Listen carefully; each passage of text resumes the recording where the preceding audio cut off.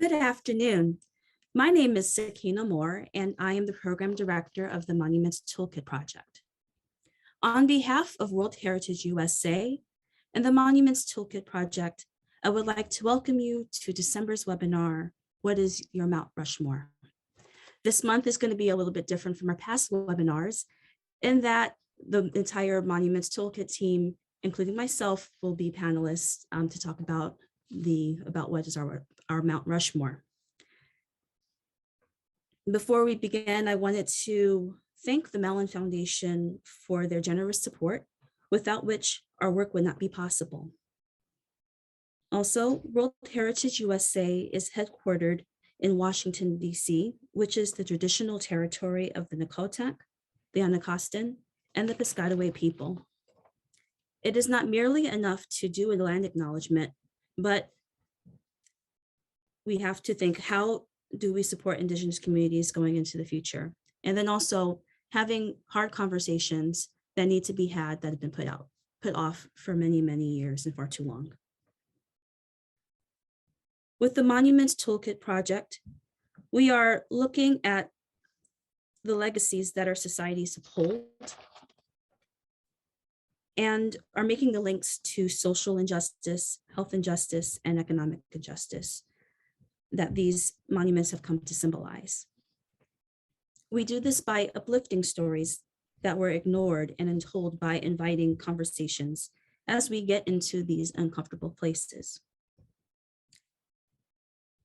As the toolkit progresses, we will offer a toolkit for communities that are facing controversial and oppressive monuments, whether it is removal, reinterpretation, or reconceptualization.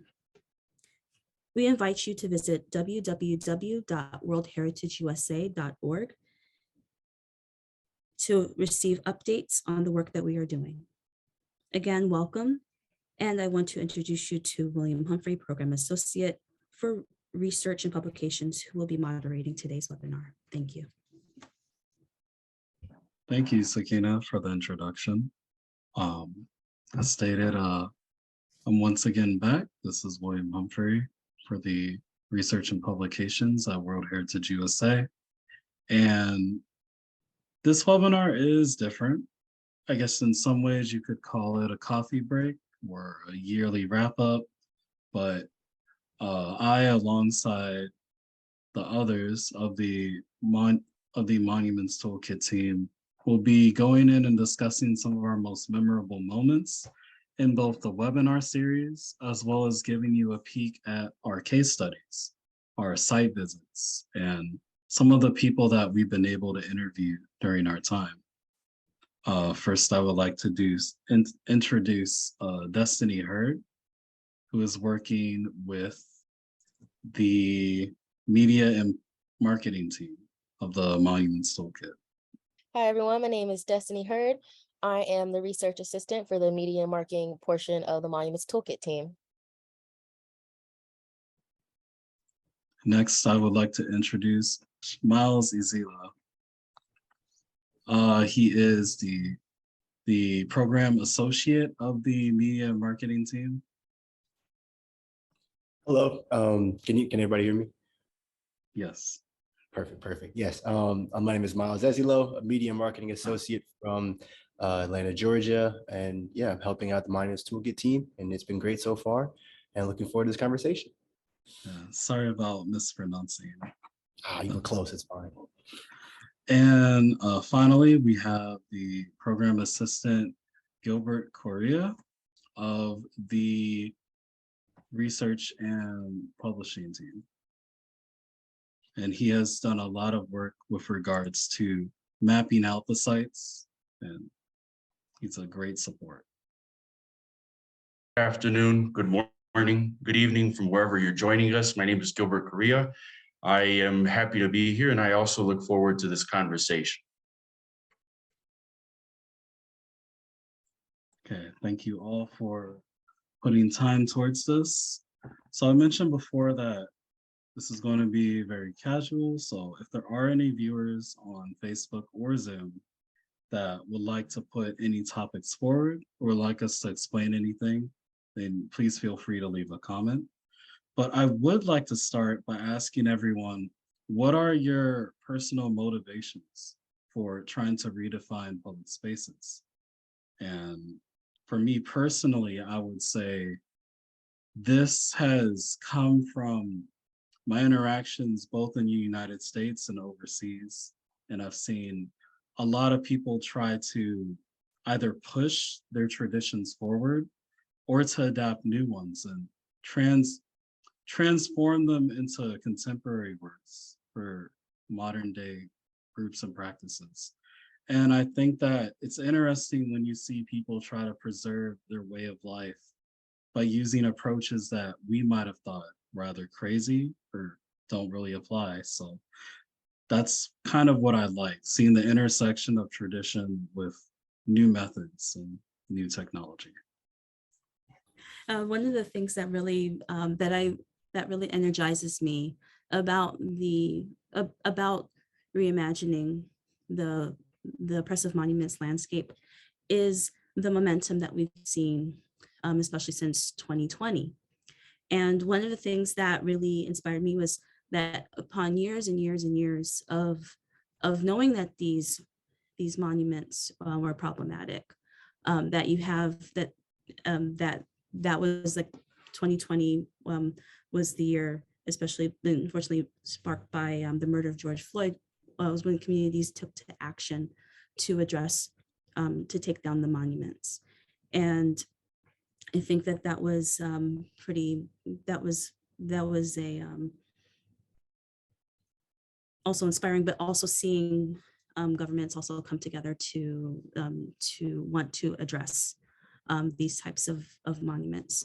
So this is this is what energizes me, that there's something that we feel like that we're at a point in time where everything is aligning, where we can address these things together to come out better on the other side. I definitely agree with everything you just said. I think for me also, it's a lot about legacy. Like, what are you leaving behind to the next generation of people, telling them about the cultures or the traditions or the values that of today, right? And I think what we're dealing with right now with the Monuments Toolkit, although there are monuments of upliftment that we like to praise when we come across them, a lot of them are monuments of oppression that show that the values of yesteryear may not be the ones that we reflect on today. So I think in terms of legacy, it's all about redefining what the culture or what traditions we want to preserve moving forward. And that starts with kind of taking control of what happened, in the past, and then trying to change it for the future. Miles, building off of that, a large part of it that motivates me is having people like truly have the entire like brevity and scope of like historical contexts and the space that they navigate in. And it's just like everyone knows, like everyone has things that they find out now that they wish they had known younger. And it's just that this Monument Toolkit can be, that change, that realization for people. So I'm really happy with the work we're doing.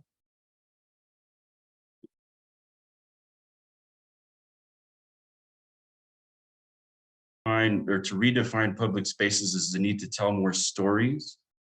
Since we all share public spaces, and more stories and perspectives need to be told in order for us to enrich our memory.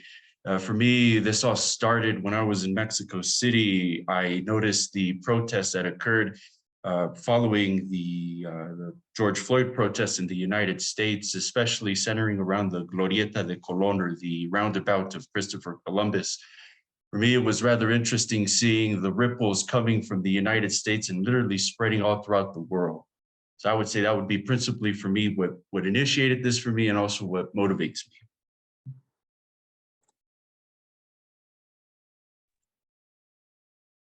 Now, we've stated our motivations, but when we finally got the opportunity to go on these site visits, was there anything that actually changed your perspective on a monument of oppression?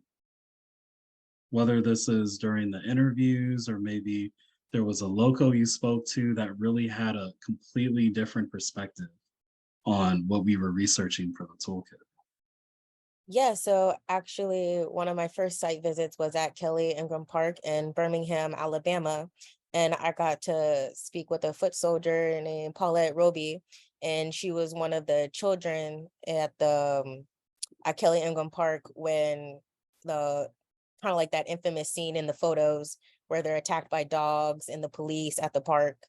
And I got to interview her. And what really like what was a monumental moment for me, I feel like, was when she didn't know, but they had put up a little kind of like a little like flyer on a lamppost with her face on it, and it brought her to tears because she didn't know that.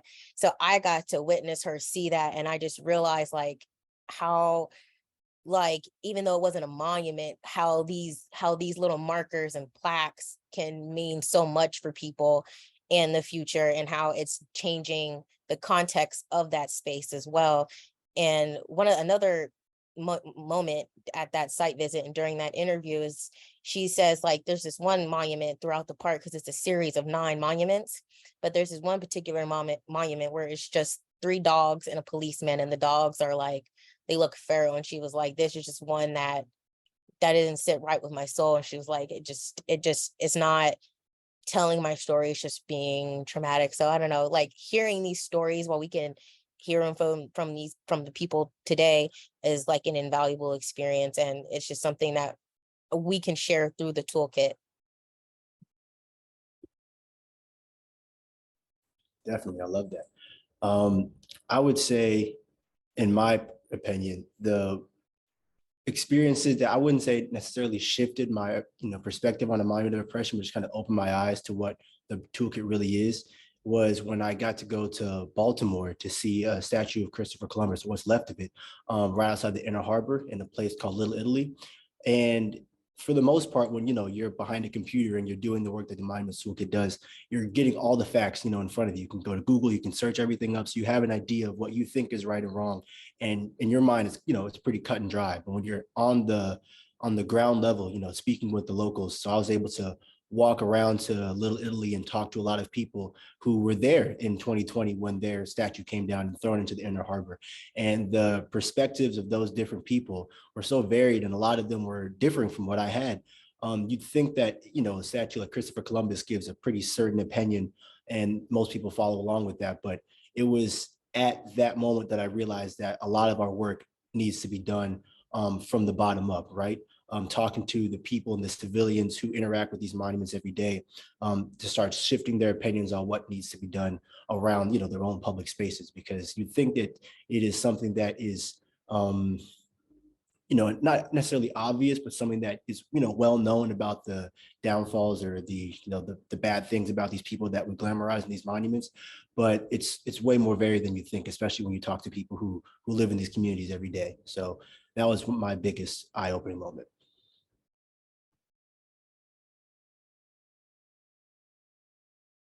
That mainly it impacted me was when I visited the old mission, Santa Barbara in Santa Barbara, California. And I actually had a brief conversation with 2 actually visitors, not locals, visiting the mission itself. And they were a couple from the Philippines. And one of the things that they let me know was that in the Philippines, they actually don't really cover the story of the missions in California history. Mainly to them, it's mainly, well, the way that they interpret history, or the way that they're taught history in the Philippines for the couple, it was principally something that just happened. It was a European campaign. They brought civilization to the region, and that was pretty much it. It was more Eurocentric. I didn't really talk about a lot of the stories of the Native Americans and some of the traumas. And when I was talking to them about the other side, the side of the Native Americans, they were shocked, and they were curious, and it sparked their interest to the point where they actually were going to start to do research on their own, because they found it rather interesting. And a lot of another local that I spoke to, it was mainly they mainly see the mission as more of it's just like an icon, something that's emblematic, a little place to go have a picnic, walk your dog. In other words, there's not really much conversation, should one say. Things are pretty slow moving. And as Miles says, it's very important for us to do this type of work from the bottom up.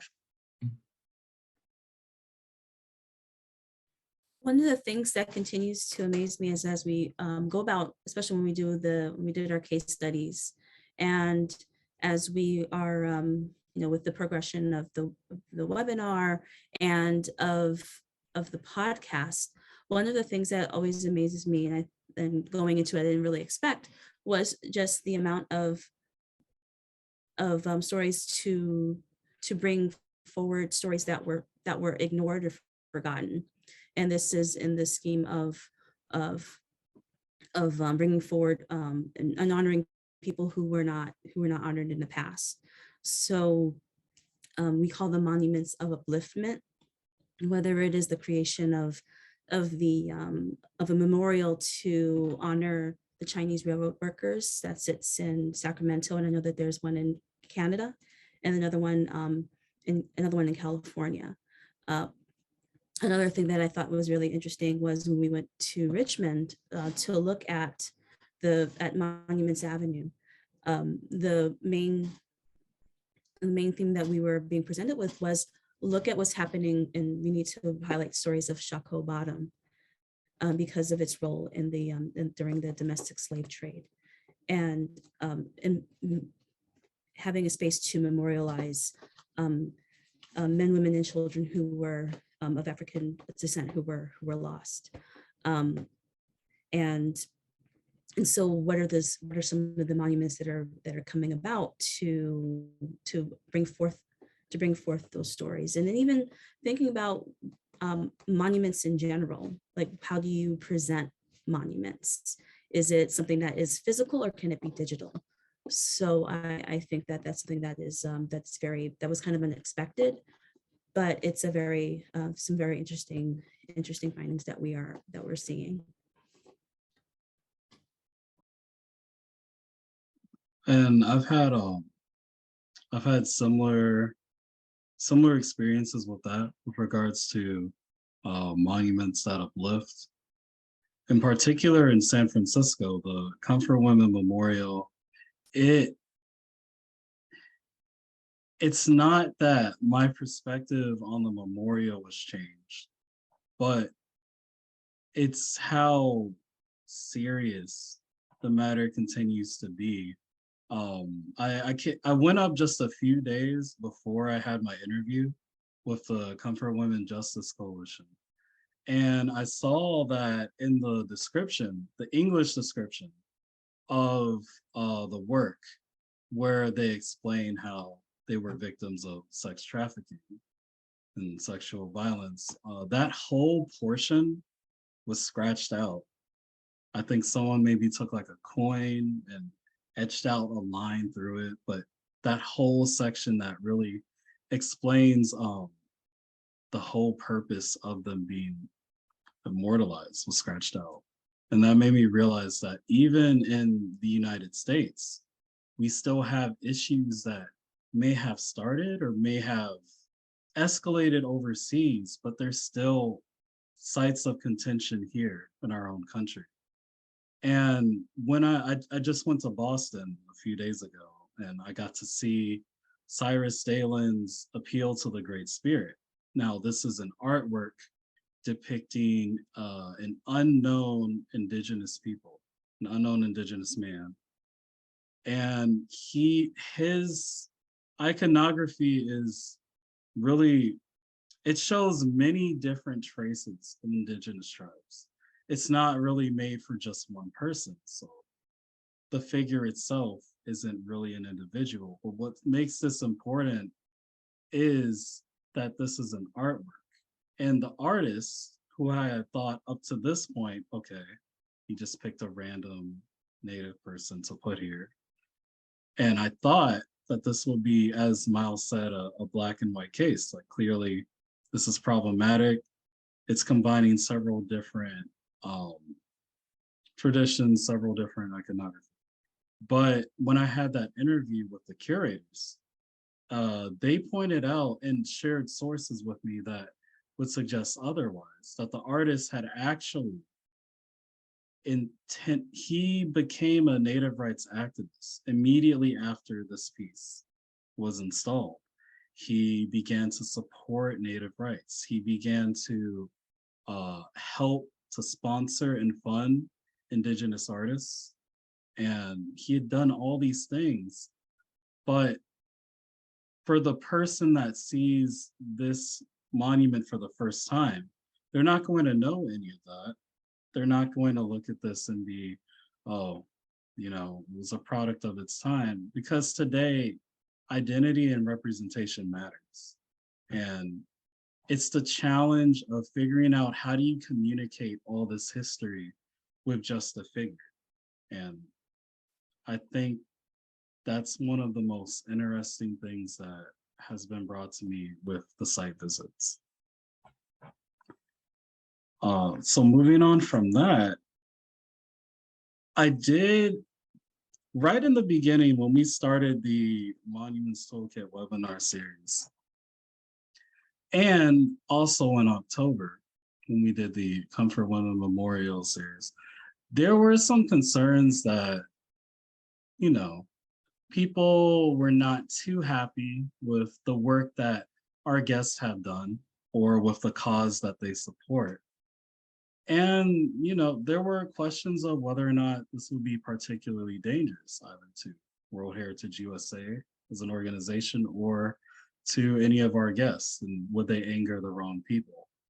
So I'm curious to know, did this ever come up during any of your interviews or your podcasts? Was there ever a moment where a guest was seen as so notorious to someone that you weren't really sure if you would have them on, or you weren't sure if you would commit to the programming? And if it has happened, what were some ways that you believe helped you to push through those initial fears?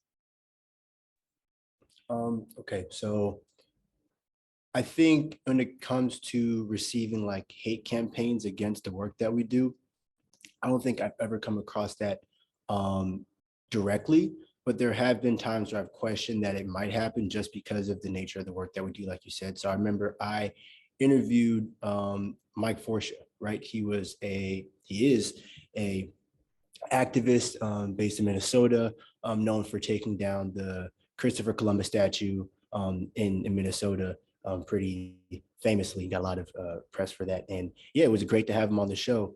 But there was times where I was hesitant that, he would kind of hold back, or he wouldn't give me the full truth because of, the nature of who we are, US, ICOMOS, World Heritage USA.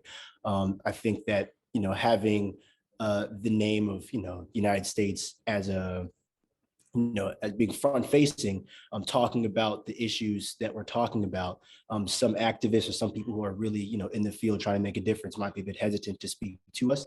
And I'm not sure if I've come across that and not known about it, but I do know that luckily the people I have interviewed have been, very transparent with their opinions on everything. And I think that's only helped the podcast and the programming that we run, because, nobody really wants a filtered version of their experience or of their, time, being an activist or, doing the work that they do. I think it's very important that we have the most open guests and the most open webinar guests as possible, because that's what creates the most change when people are willing to really speak and tell the truth. So in terms of hate campaigns, I don't think I received them, but there definitely were times where I'm like, am I getting the real story here? And hopefully I've been getting the real story as of now, and hope to continue that way in the future. To supplement that, I remember during the October webinar and also with that podcast, Miles, I just remember that was kind of like a period where I saw, like, when I share this stuff, we kind of got like angry feedback from people who were, like, oh, that's not what happened in the Philippines or Korea. That's not. And so it just proved to me that the podcast was working with people who were upset with Mike, and with the Comfort Woman webinar, what you guys were doing, the content that we're pushing out, it's working. So while some people who don't want to accept those truths the fact that we're sharing that truth and they're forced to hear it, and like whether when if they choose to come to terms with reality, then I don't know, I think that really is a testament. And in a weird way, if you look, if you change your how you look at it, that our work is making grounds. Yeah. Yeah, and I just want to add that the whole purpose of our work is to foster conversations and to get into these uncomfortable places. And this is, if it's your first time tuning into the webinar series, you're probably used to seeing me, and this is something that I always iterate, always with with the introduction, that we're going to be talking about things that are going to be very uncomfortable because we're challenging what are longstanding notions that are associated with with monuments or with ideas, especially like when we're thinking about Confederate monuments, but then also bringing forth stories that need to be that were forgotten or not acknowledged. And like I said before, it's going to be very uncomfortable, and we do make every effort to protect. And we are cognizant that not everybody's going to be happy with our content, but we do make sure that we try to be able to protect people who are interviewing, because they are on the front lines and they are putting themselves on the line. But again, these are some of these uncomfortable stories, but we always like to meet people where they are and do whatever makes people feel comfortable with sharing their stories. But then knowing that these are going to be some very uncomfortable places that we are going to be going into. And this is the purpose of our toolkit, is to be into those uncomfortable places.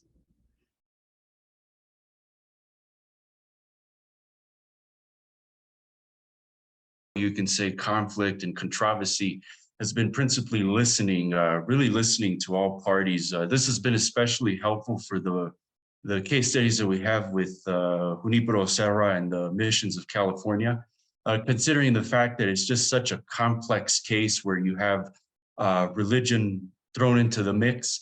And on one occasion, I did have a conflict that arise, should I say, especially when trying to conduct an interview. I will not mention this individual's name to protect their privacy. This particular individual immediately rejected the interview right when I was getting started. As soon as I mentioned the term monuments of oppression, particular individual had a problem with that title, immediately said the interview had to end. And so from that point forward, what I had to do was essentially just approach this differently, especially with regards to this case study, and really listen to both sides, really listen and try to understand the conflict on all sides, if one will. And I will say that has been huge success for me, especially when dealing with these really complicated and complex cases and monuments. Mhm.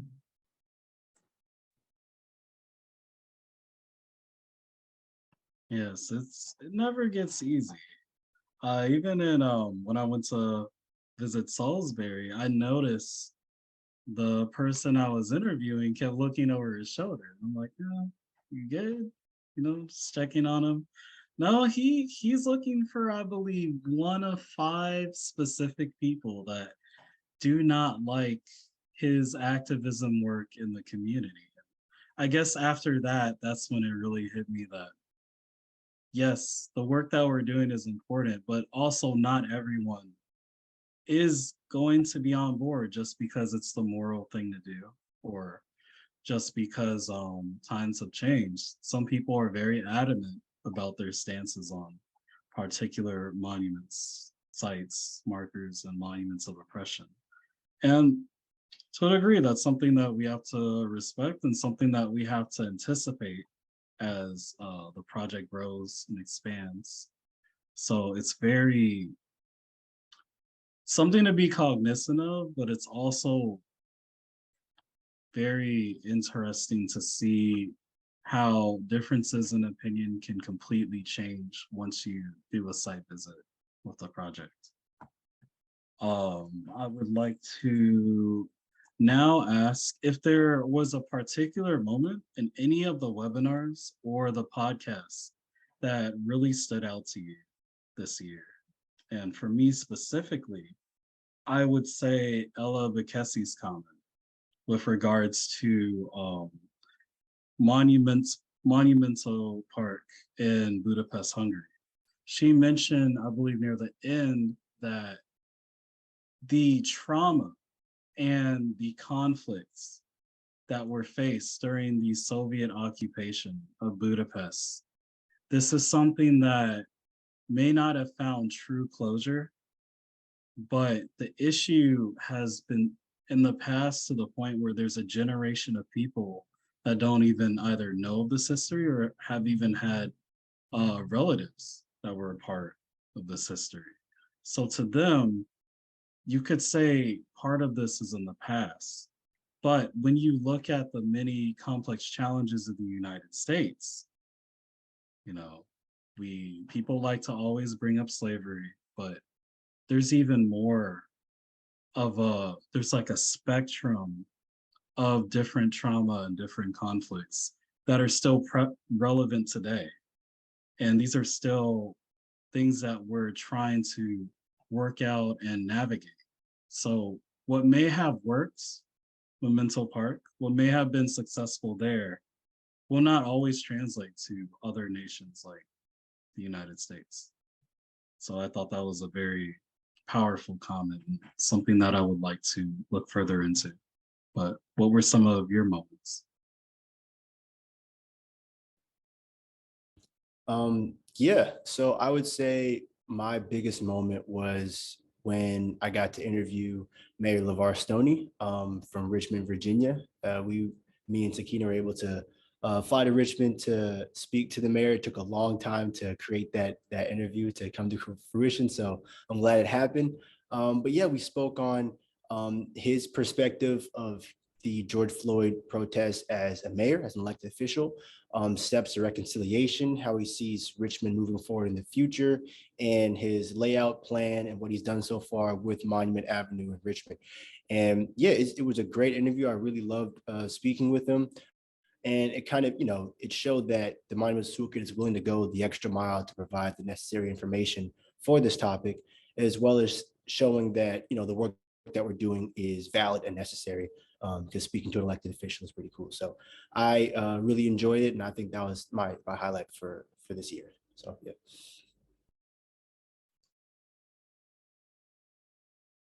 My highlight for this year, I would say, was definitely the October webinar with the Comfort Women and acknowledging their trauma and how to move forward and through the monument, and just learning and hearing the guest speakers.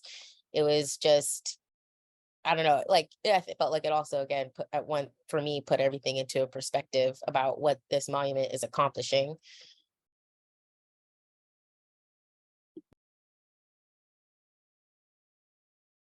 My webinar, Oppressive Monuments and Museum Space. I really like the comment by Christina K. Vita, the Elise Wright Curator of General Collections, when she says that when they installed the Jefferson Davis Monument into their permanent exhibition, she mentioned that it's definitely it's a story of white supremacy, but it's also wrapped around a layer of protest. And it's a story that they're choosing to focus for that particular exhibition. And it's also a means by which for them to also encourage feedback from visitors and by extension, the local community. This for me was really impactful because I'm a young museum professional, and I'm liking this dynamic of essentially taking these monuments and tell stories that are also engaging and insightful. And as we saw here with the Jefferson Davis statue in this permanent exhibition, it was also a means by which to tell the larger story of Richmond in a thematic way.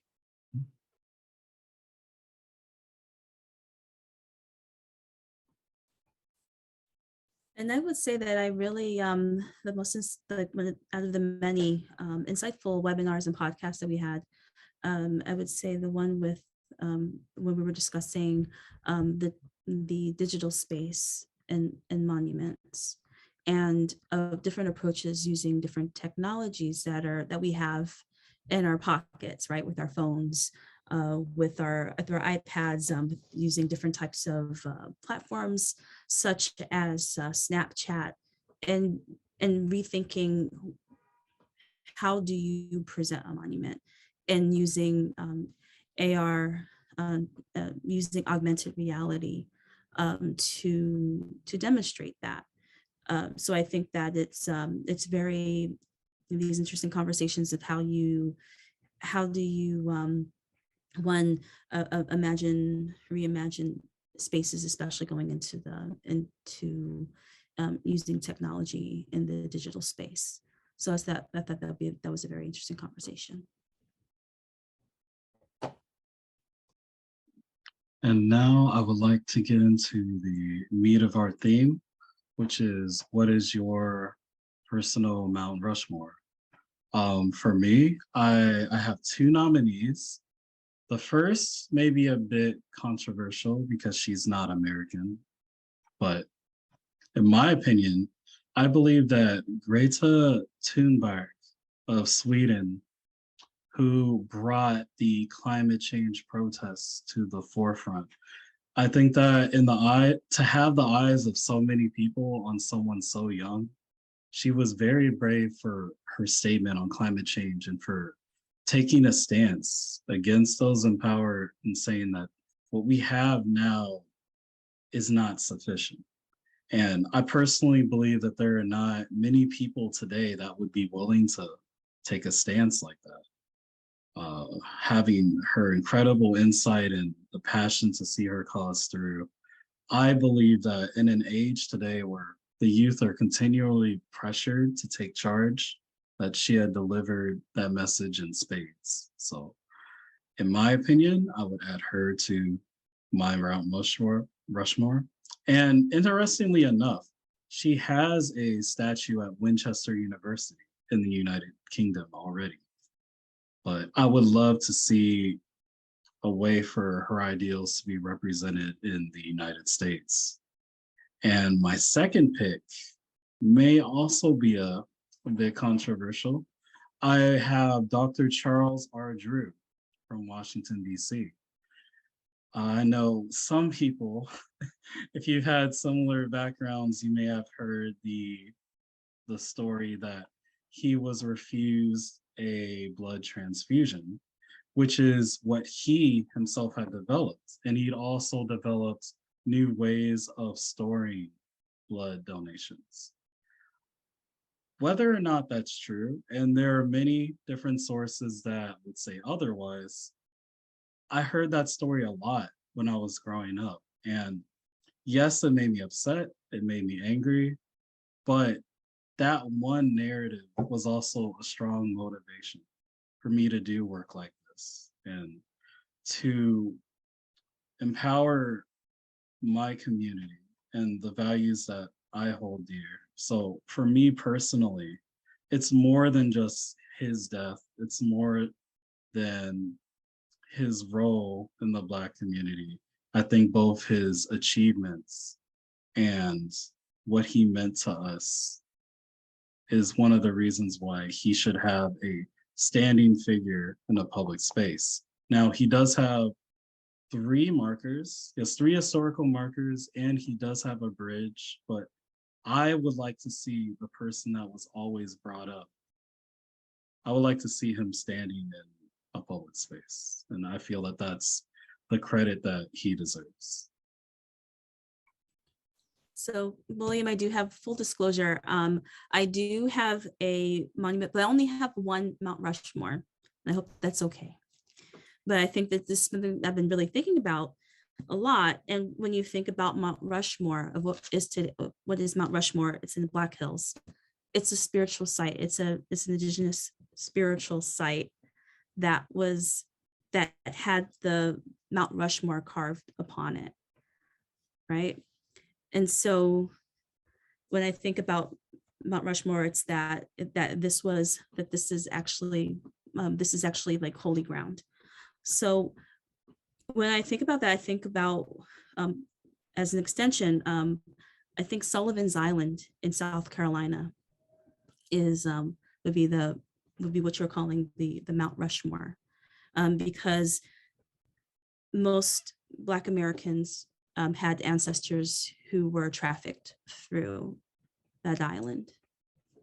And, just to know the gravity of what happened there, and also that there's so many people who were lost along in the Middle Passage, whether they died en route to the Americas, were whether there was like suicide or killed or died because of illness. There's so many people who were lost. So when I think about a space that's sacred, that had such a big impact, I would say Sullivan's Island in South Carolina.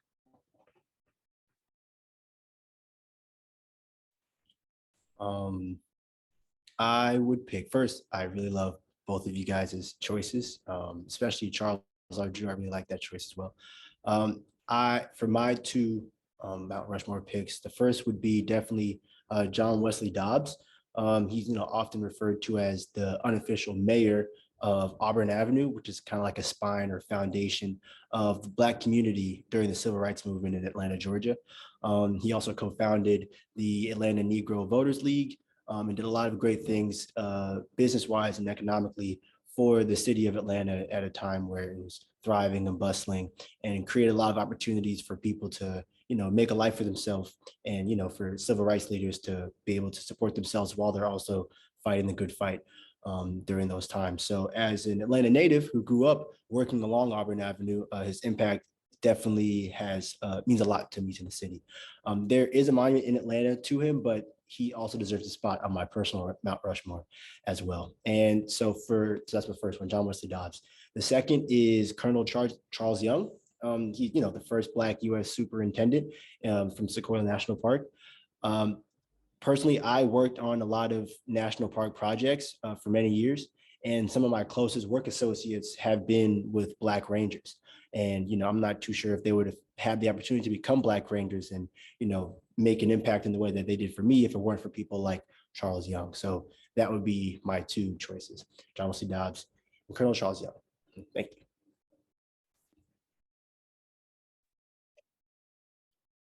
For me, I say it was be more of like a monument of upliftment, and then one where it's more of a space that I feel could be configured more to tell a more accurate truth. But for the first one, I think a statue or a monument of Toni Morrison would be a really good statue to have. One, because it's such a contemporary figure, and it's not something that's like so historical, but what she's contributed to not only to the American community and the Black community, but the academia as well.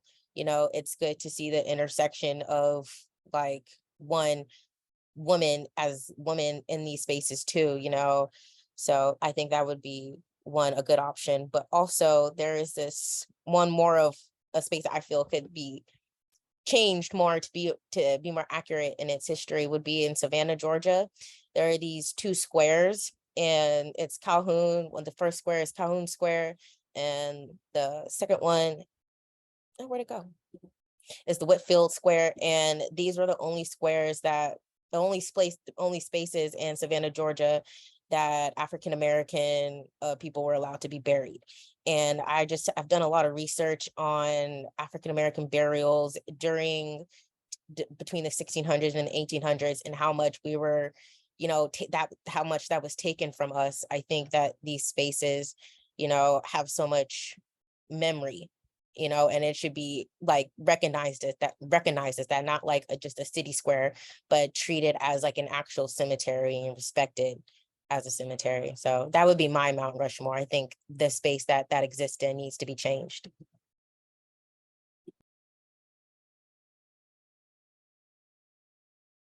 Be a monument of upliftment.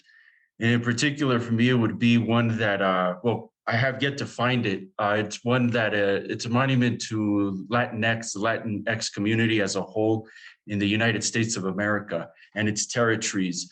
The reason why I say that is because as we're preparing for our monument summer, and one of our meetings with our director, we were talking about a monument that really encapsulates the Latinx community, but I found it was rather difficult to find one such that encapsulates the community as a whole.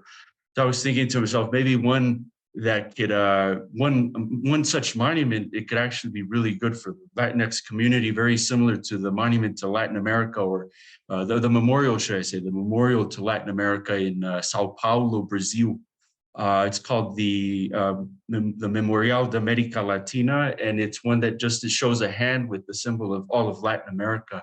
That would be a good one for me. That would be, it's rather idealistic, one that maybe we could work, if the opportunity arises, work in collaboration with the National Museum of the American Latino, part of the Smithsonian. Maybe, for instance, take like the flags of Latin America, plus maybe a symbol of the communities, different communities that comprise the Latinx community as a whole. That would be really good. That's one that I would very much like to see.